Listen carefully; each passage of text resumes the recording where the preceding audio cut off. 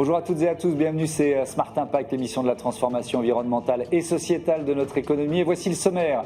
Mon invité, c'est Déborah Berger, la présidente de Bonum Group, qui réunit des experts du marketing et de la communication. Comment inventer de nouveaux imaginaires, emporter l'adhésion des citoyens consommateurs pour la transition écologique? Réponse juste après ces titres. Dans notre débat, on se demandera comment lutter contre les produits à bas prix venus de Chine qui inondent le marché français. Ils sont souvent non conformes et ils provoquent une multiplication des petits colis pour un bilan carbone désastreux. Et puis dans notre rubrique consacrée aux startups éco-responsables, vous découvrirez Travel Me qui permet de visiter des sites culturels à distance et en direct. 3 thèmes, 30 minutes pour les développer.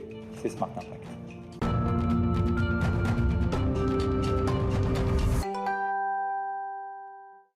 L'invité de ce Smart Impact, c'est Déborah Berger. Bonjour. Bonjour. Bienvenue, vous êtes la présidente de Bonum Group, que vous allez nous présenter tout de suite. C'est quoi Bonum Group? Avec plaisir. Alors Bonum, c'est un groupe de communication et marketing d'engagement. Qu'est-ce que ça veut dire l'engagement? C'est l'activation de toutes les formes de public dans des causes d'intérêt général ou des causes qui servent une forme de bien commun ou de collectif. On parle de marketing à mission. C'est quoi votre définition du marketing à mission? Tout d'abord, c'est la finalité, c'est-à-dire qu'on peut utiliser le marketing pour vendre des produits, mais on peut aussi utiliser le marketing pour engager les gens, notamment des donateurs à donner à des associations, des bénévoles à s'engager, des citoyens à prendre part à des initiatives. Et donc le marketing à mission, c'est avant tout la finalité qui va pousser. Alors pour comprendre, qui sont vos clients, avec qui vous travaillez aujourd'hui? Oui, alors nous, aujourd'hui, on travaille avec 3 piliers. On travaille d'abord avec les associations et les ONG qu'on aide à collecter des dons et à recruter des bénévoles. On travaille avec les acteurs publics, parapublics et les collectivités territoriales pour informer, sensibiliser, engager les citoyens. Et on travaille aussi avec les entreprises, mais autour des plans de transformation RSE ou des plans de transformation impact pour engager leurs collaborateurs et leurs parties prenantes autour de leur plan de transformation. Est-ce qu'il y a des entreprises avec lesquelles vous n'auriez pas envie de travailler? Absolument. Alors on a déjà, donc c'est des débats assez animés en interne. On a également une charte. On a certains secteurs ou certaines entreprises avec lesquelles on ne travaillera pas. Et puis ensuite, c'est plutôt la sincérité de la démarche, nous, qui va faire la sélection. C'est-à-dire qu'une entreprise qui est sur un vrai plan de transformation et d'amélioration, d'où qu'elle parte, on est heureux de l'accompagner. En revanche, si on sert juste de tampon à du greenwashing, c'est plus compliqué. Il y a par exemple un cas de conscience qui se pose aussi en matière d'investissement, de règles européennes. C'est le secteur de la défense. On est en train de changer peut-être notre état d'esprit sur cette question-là. Est-ce qu'aujourd'hui, vous travaillez ou vous seriez prête à travailler? Alors, on ne travaille pas, mais on serait prêt avec certaines. Là encore, ça dépend de la finalité qui est portée. Et c'est vrai qu'on est en train de voir l'importance que reprend ce secteur pour l'Europe aujourd'hui. Oui, effectivement. Alors, on va reprendre ces grands pôles. Peut-être déjà les organismes, les associations organismes à but non lucratif. Comment vous les aidez? C'est sur une partie spécifique de leur activité, leur communication, la collecte, c'est quoi? Absolument. Alors c'est du marketing relationnel sur de la collecte de dons. Nous, on travaille beaucoup sur le grand public. Donc comment on anime vraiment des collectifs de masse dans le fait de devenir donateur ou de donner à une association. Donc on travaille vraiment sur des petits dons. On est sur des grands volumes et des petits dons. Des petits dons qui vont faire des grandes rivières, puisque chacun, un donateur qui donne 20 à 30 euros par an à une association, ça peut lui sembler peu, mais s'il y a des milliers, voire des centaines de milliers de donateurs, ça constitue une source très importante de revenus pour les associations qui ont besoin d'avoir aussi une visibilité, évidemment, sur leurs revenus. Donc on travaille par exemple pour des acteurs comme la SPA ou l'Institut Curie. Et ce qui est très particulier dans le marketing de collecte, c'est qu'il faut faire appel à l'émotion et à l'envie de donner. Donc on ne vend pas un produit, donc on ne fait pas appel à l'envie d'acheter ou d'acquérir, on fait appel à l'envie de donner et de participer chez un donateur, mais le don rend heureux. Alors, le don fait du bien, c'est prouvé, il y a des études là-dessus. Et donc, il faut le tourner complètement différemment, sans pour autant être dans la culpabilisation ou dans la menace. C'est-à-dire, il ne faut pas que le donateur ait le sentiment que s'il ne donne pas, il va contribuer à tuer un animal ou tuer un enfant. Et ça, c'est totalement interdit. D'ailleurs, il y a des chartes qui régulent la communication du secteur pour que cette communication, elle reste faire, mais tout en étant engageante. En fait. On va prendre aussi l'exemple des collectivités, des organismes d'intérêt public. Alors là aussi, quelle est votre démarche? Alors déjà, ce qu'on voit, c'est qu'il y a un vrai regain pour la communication territoriale. Nous, on travaille de plus en plus avec des régions, des conseils généraux et des collectivités et des agglomérations. Qui communiquaient peu avant et qui se disent aujourd'hui, il faut qu'on mette en avant notre identité, ce qu'on fait bien. Absolument. Et qui reviennent même, c'est très intéressant, qui avaient par exemple une communication plus digitale et qui reviennent à une communication aussi très papier avec un magazine, par exemple, territorial. Donc on a l'exemple de la région Bretagne qui avait une communication très digitale et qui est revenue à un magazine papier. Pourquoi? Parce que c'est plus démocratique, parce que ça touche tous les citoyens de toutes les catégories d'âge, notamment aussi les personnes âgées ou les plus jeunes, et que c'est une manière de mettre en avant ce que la collectivité fait pour vous. Et c'est un échelon que les Français aiment beaucoup, la collectivité territoriale, parce que c'est l'école, les transports et des services publics qui parlent aux citoyens. Donc cette communication citoyenne, il faut qu'elle soit informative, il faut qu'elle respecte aussi les codes des acteurs publics et des acteurs des collectivités, mais il faut aussi qu'elle engage, là encore, les citoyens dans la vie locale ou la vie de leur service public. Alors dans ce cadre-là, parce que Bonum Group grandit aussi en s'associant ou en rachetant ou avec des partenariats avec d'autres entreprises, il y a l'agence 4 Routes qui vous a rejointe. C'est quoi l'agence 4 Routes? Alors l'agence 4 Routes, c'est une agence d'intérêt général. Son nom fait référence à la date de l'abolition des privilèges, donc c'est tout un programme.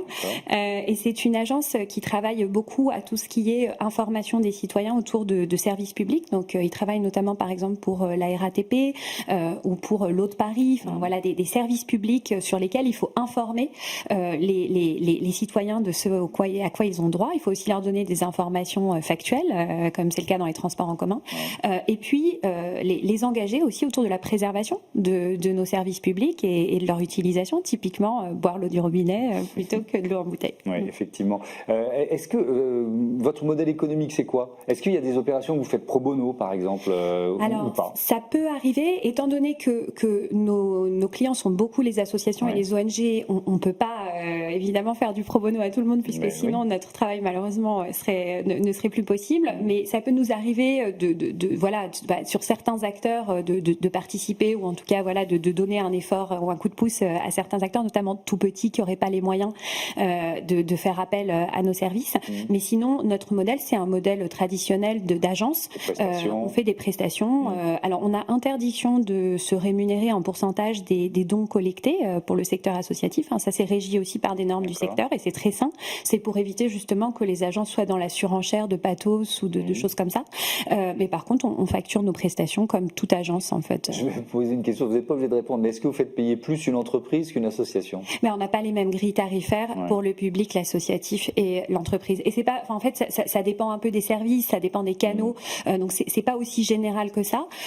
Mais on a effectivement certaines prestations pour le public qui vont pas être tarifées de la même manière que pour d'autres acteurs. Je voudrais qu'on parle des enjeux de nouveaux imaginaires, de nouveaux récits auxquels vous participez. Absolument. Parce que c'est vrai que voilà, on est dans une phase de retour en arrière, de backlash face aux enjeux notamment de transformation environnementale et sociétale.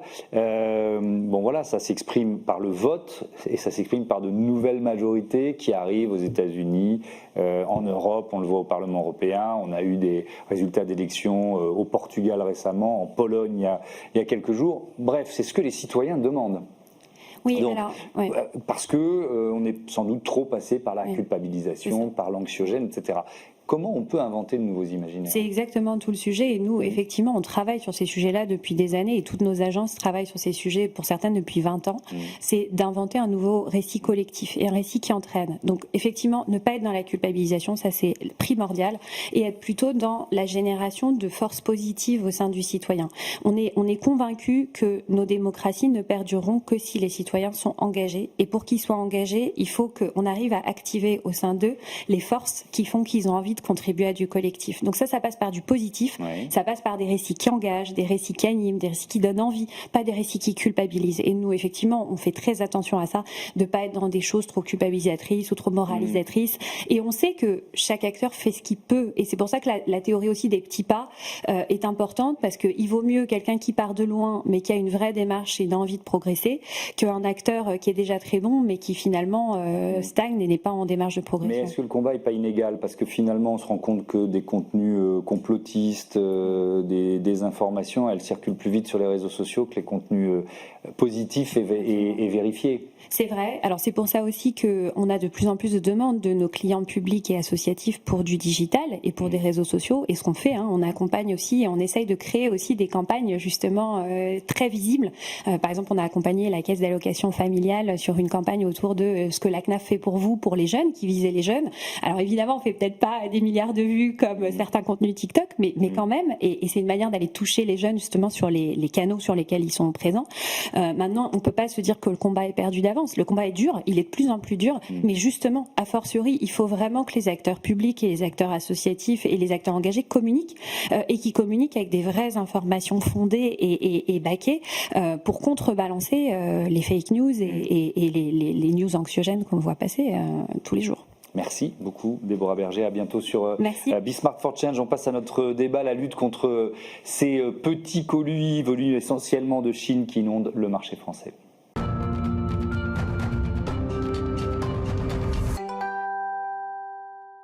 Comment lutter contre la multiplication des petits colis venus de Chine? Voilà le thème de notre débat avec Laure Brunet-Ruinart de Brimont. Bonjour. Bonjour Thomas. Bienvenue, vous êtes déléguée générale de la Confédération des commerçants de France et Nassima Ouramoun, bonjour. Bonjour Thomas. Bienvenue à vous aussi, vous êtes professeur en marketing et culture de la consommation à la Kedge Business School. Je vais commencer par le constat, ces volumes de petits colis essentiellement venus de Chine qui explosent. Si on prend simplement deux marques de l'ultra fast fashion chinoise, Shine et Temu, qui affrètent l'équivalent de 90 avions cargo par jour. On monte même à 108 si on intègre AliExpress.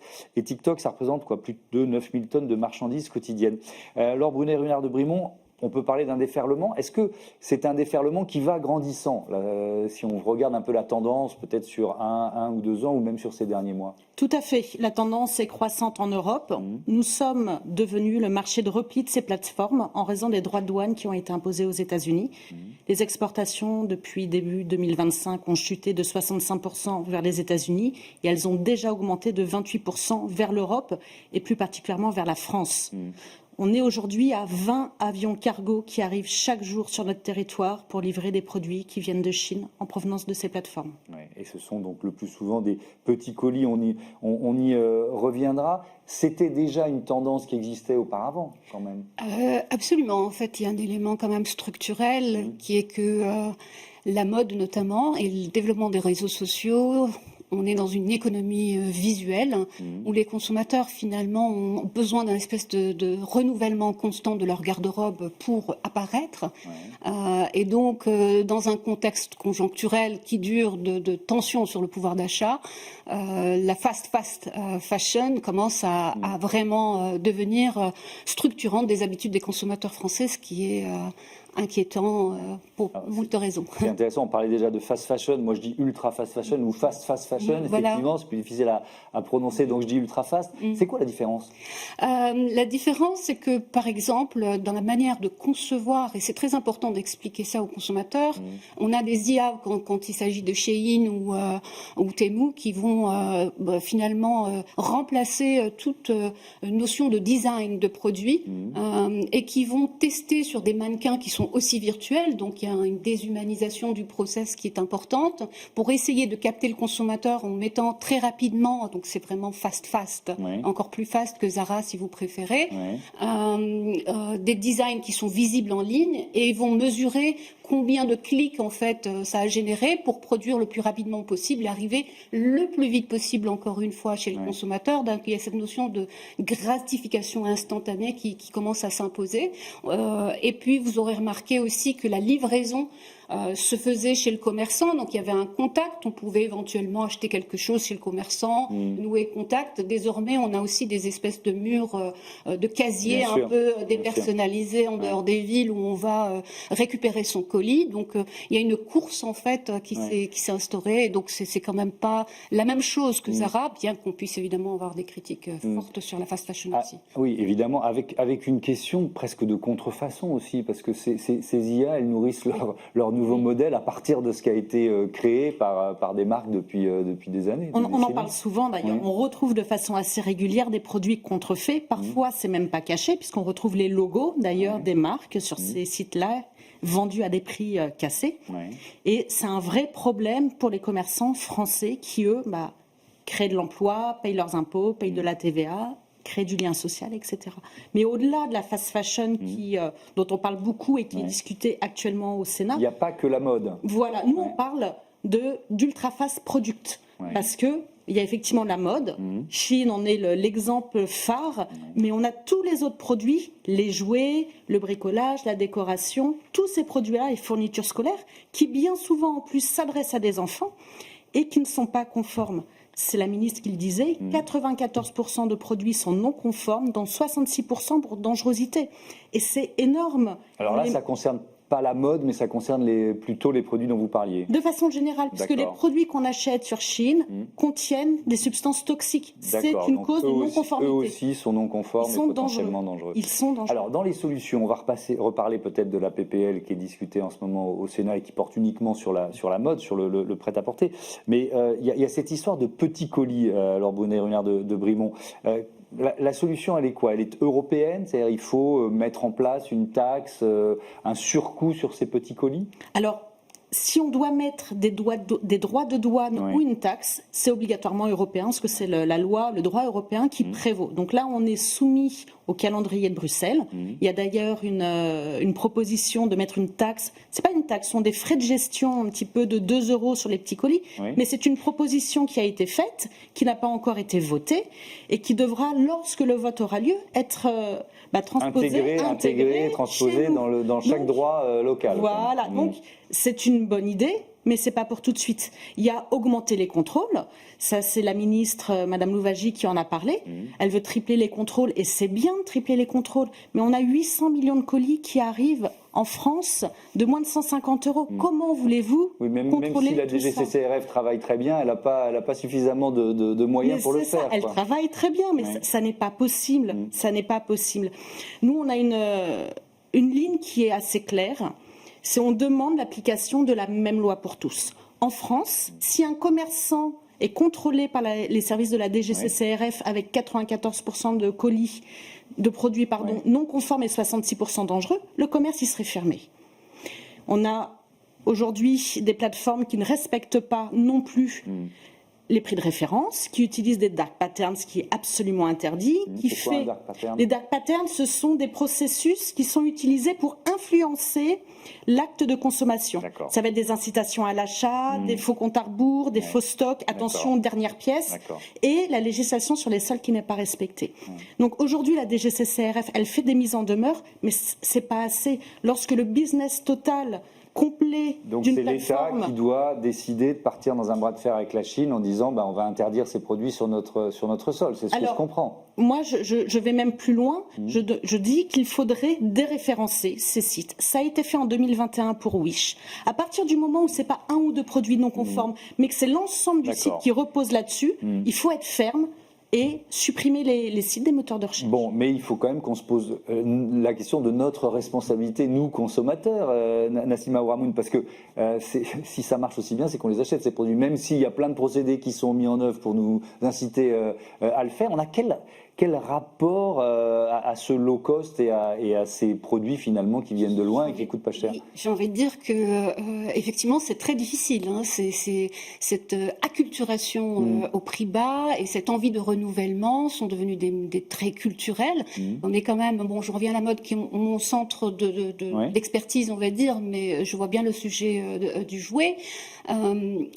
C'est l'éducation qui va primer désormais et ça doit commencer très très tôt. Ça veut dire qu'aujourd'hui, les consommateurs n'ont plus vraiment notion. Ils savent à peu près que c'est mal coupé, ils savent à peu près qu'ils achètent quelque chose qui est pas cher mais qui est pas de bonne qualité, mais ils se doutent pas à quel point c'est de très mauvaise qualité. Vous voyez ce que je veux dire? Et on a 2 tendances contraires en France et donc il faut qu'on construise sur la deuxième. On a aussi Vinted qui fonctionne très bien, des gens qui sont intéressés par la seconde main, qui commencent à comprendre les ondes enjeux et la responsabilité individuelle en termes écologiques. Mais on sait aussi que, par exemple, les campagnes de Shein très récentes de riposte, qui ont été sur le privilège d'accéder à la mode, n'est pas un privilège, est très bien senti pour le coup, parce que c'est la manière dont les... seulement ceux qui ont les moyens qui peuvent se payer la mode. Parce que les études montrent aussi que, en termes de pollution notamment, les 10% les plus aisés sont responsables de 50% de la pollution. Et donc sur ce type de registre, les consommateurs se déculpabilisent. Il s'agit de ne pas les culpabiliser, mais aussi de les éduquer très tôt. Comme on a des semaines du goût pour que nous, Français, on continue d'apprécier la bonne nourriture et la distinguer du reste qui est transformé, on doit avoir à l'école très tôt cette incitation à comprendre que le polyester ou que ce qu'on met sur sa peau doit être aussi safe et beau et bon que ce qu'on met, ce qu'on ingère. Donc, et c'est quand même quelque chose de long terme. Donc on a des quick fix, des solutions rapides comme ça et qui sont importante, je pense, parce que effectivement les dégâts sont importants, mais sur le côté social, on va dire, c'est un travail de long terme pour requalifier. Nos étudiants ne savent plus ce que c'est qu'un vêtement de bonne qualité, notamment. Cette proposition de loi qui est discutée au Sénat, donc elle porte sur la mode. Qu'est-ce que vous en attendez ? Une interdiction de la publicité, même si on sait que ça ne va pas pouvoir s'appliquer tout de suite. On a attendu 1 an entre le vote à l'unanimité à l'Assemblée nationale et le moment où ça a été discuté au Sénat. 1 an. Il y a eu un peu de chaos politique entre-temps. Mais pas que. La mesure a été quand même passablement détricotée, et notamment en termes de publicité. Il avait été voté une interdiction totale de la publicité. Ça avait été réduit aux seuls influenceurs. C'était déjà ça, puisque c'est vrai que ça faisait beaucoup de dégâts. L'interdiction totale a été réintroduite, ce qui est bien. On en est très satisfait. Le problème, c'est que derrière, il va falloir que ça repasse en commission mixte paritaire. Ensuite, il va falloir que ce soit visé par le Conseil constitutionnel. Puis la France veut le soumettre à l'Europe avant de pouvoir... Enfin, on sait que ça ne va pas arriver tout de suite. Chaque mesure qui arrive est une bonne nouvelle, parce qu'on est vraiment dans une situation d'urgence absolue. On parlait justement de la piètre qualité des pièces. L'ADEME nous dit 35 vêtements sont jetés par jour en France. Alors qu'on a un circuit de mode circulaire, on a un circuit de recyclage qui est censé être efficace en France, qui ne peut plus l'être parce qu'ils sont noyés dans les vêtements jetables qui sont achetés sur ces plateformes. Attendez, vous avez dit 35 vêtements. 35 vêtements par jour, par seconde. Oui, parce que là, je ne voyais pas. Par seconde, excusez-moi. Non, 35 vêtements sont jetés toutes les secondes en France. D'accord, ok. Et dont on ne peut rien faire. Alors qu'effectivement, il y a des vêtements qualitatifs qu'on peut acheter sur des plateformes de seconde main, on peut porter, qu'on peut revendre pour en racheter d'autres. Enfin, il y a d'autres circuits qui existent. Là, on est vraiment sur du jetable. Vous achetez, vous portez, vous lavez une fois et c'est poubelle. Merci beaucoup. Merci à toutes les deux et à bientôt sur Be Smart for Change. On passe tout de suite à notre rubrique Startup.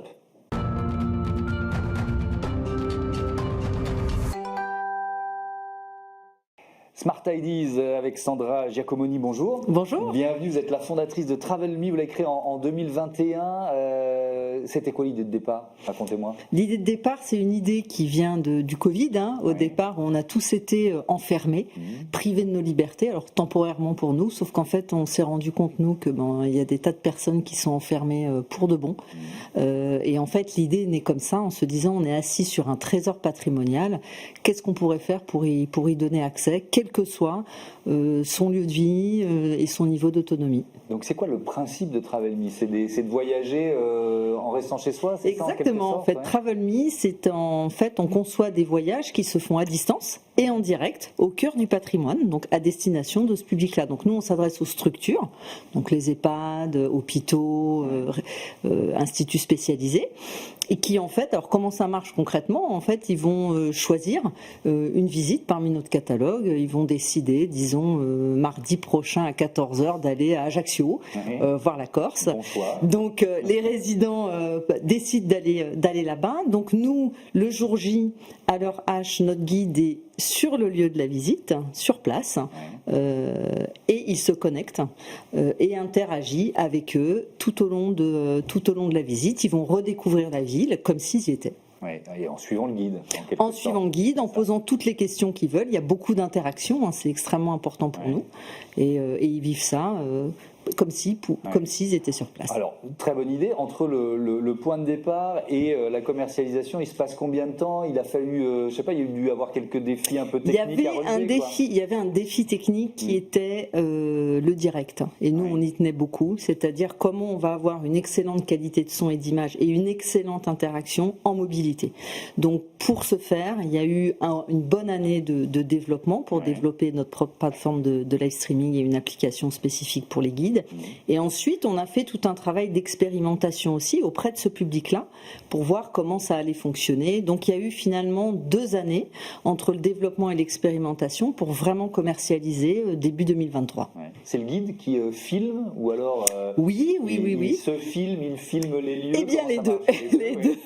C'est-à-dire qu'il filme, il filme les lieux. Il est vraiment pour les résidents, quand je dis les résidents pour les maisons, il est là seul avec eux et donc c'est lui qui est aux commandes, hein, il a un matériel assez simple, il est équipé d'un très bon casque pour pouvoir bien les entendre et puis il filme ce qu'il voit, il est vraiment les yeux, les jambes des personnes tout au long de la visite. C'est quoi quelles sont les destinations les plus demandées? Si vous avez un best-of, peut-être qu'il évolue d'ailleurs. Alors il évolue, nous on est pour le moment exclusivement sur le patrimoine français, donc patrimoine culturel, mais aussi patrimoine artisanal. Il y a beaucoup de choses à découvrir dans le savoir-faire français. Donc le top des visites, c'est un peu ce qu'on a en visite touristique. Hein. Ça va être le Mont-Saint-Michel, Montmartre, Nîmes, la Corse, l'île de la Réunion. Alors pas encore Château de Versailles, j'espère, bientôt. Tous les châteaux de la Loire, on a un très beau partenariat avec tous les châteaux de la Loire qui fonctionnent aussi très bien.